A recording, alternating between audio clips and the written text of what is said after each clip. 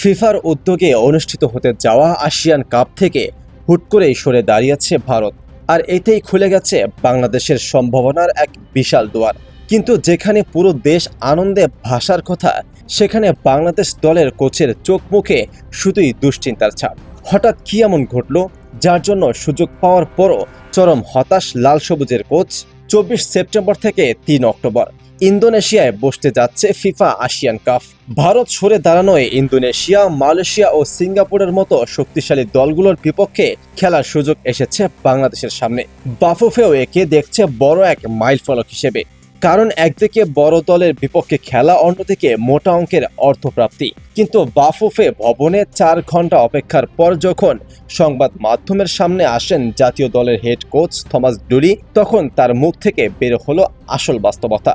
আসন্ন সাফ চ্যাম্পিয়নশিপের আগে কিরগিজস্তানের টুর্নামেন্ট বাদ দিয়ে আসিয়ান কাপে খেলাটা যেন কোচ ডুলির জন্য অনেকটা ঢেকে গেলার মতো। কিন্তু কেন?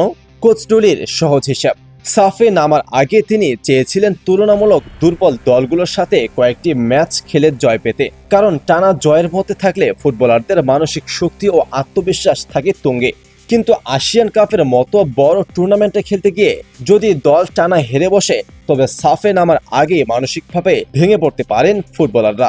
শুধু মানসিক ধাক্কাই নয়, আসল সংকটটা ফুটবলারদের ফিটনেসে।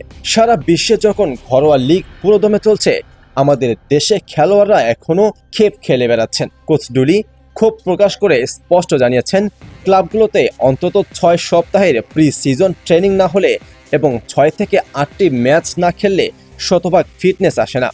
জাতীয় দল তো খেলোয়াড়দের ফিট করার ট্রেনিং সেন্টার নয়।